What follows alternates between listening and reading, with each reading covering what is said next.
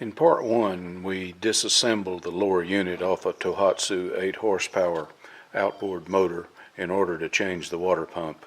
In the meanwhile, I ordered a water pump repair kit for that motor, and in addition to what came in the kit, I had to order an upper pump housing right here and the liner for it, as the others were damaged a bit, I guess, to overheating of the old water pump. So we're going to start now to see if we can reassemble it.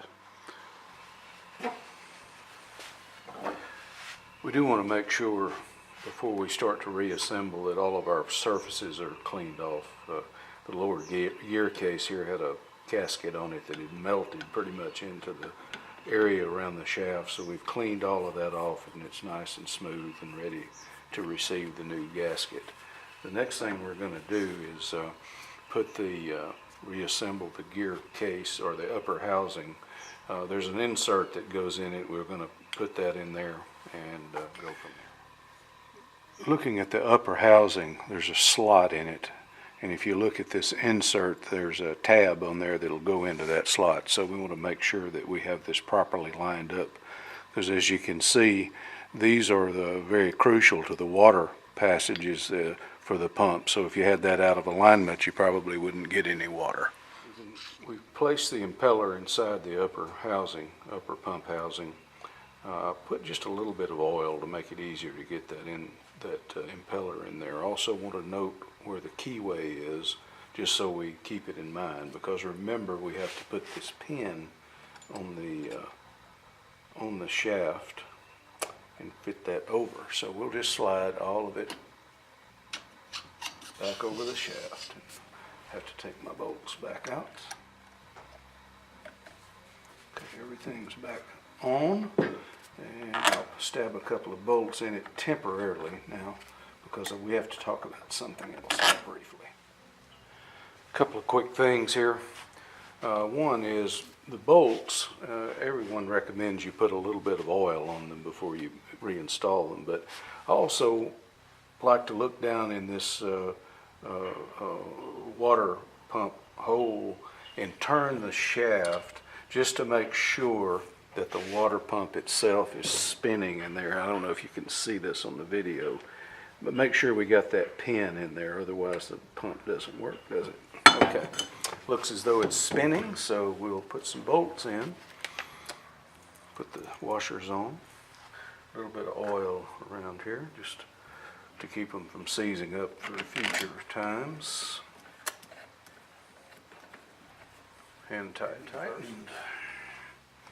And 10mm wrench, and we'll snug them down. And finally, once these are snugged up, you don't want to get them too tight and deform the case. And I'm sure there is a torque setting for these. I don't happen to have a torque wrench with me, so I just made sure they were nice and snug but not overly tight. We want to put the sealer, I guess. This is what goes to the water supply tube that goes up into to the power head of the engine, so that has to slip into this slot.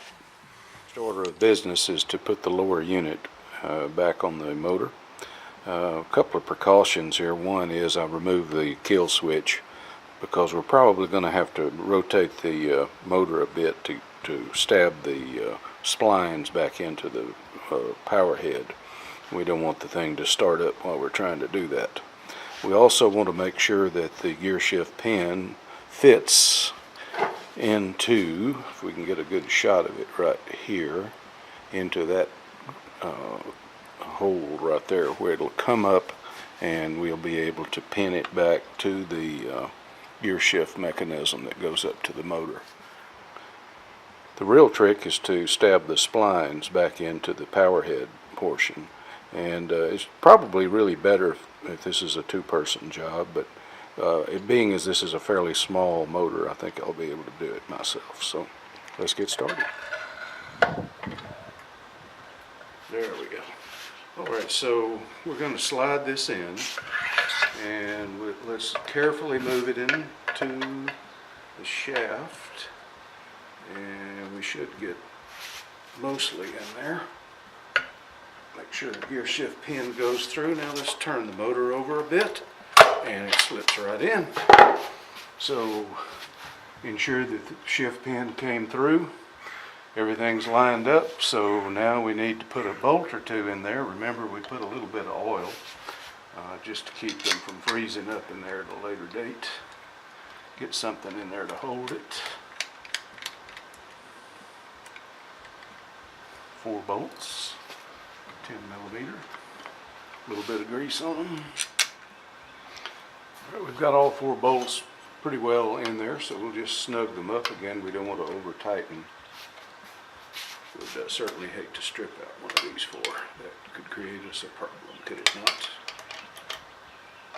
So they're all snug tight. So the next thing we're going to do is put the pin back in the gear shift lever and get that started. We're going to put the pin back in the gear shift lever now.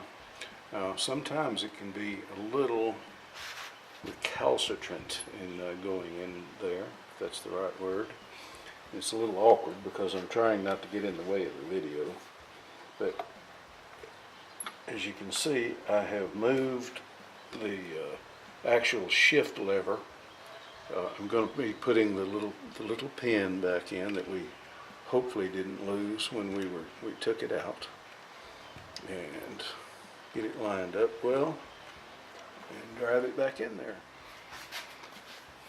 With the pin driven back in, we just want to make sure this lever is freely up and down on the shaft, as if you don't push that pin in far enough or too far, it could hang up right there. So it does appear to be free.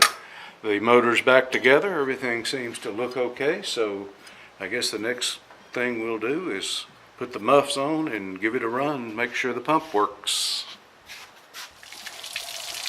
All right, we got the pump put in. We're going to give it a fire up, see if the pump works. Hopefully everything went well.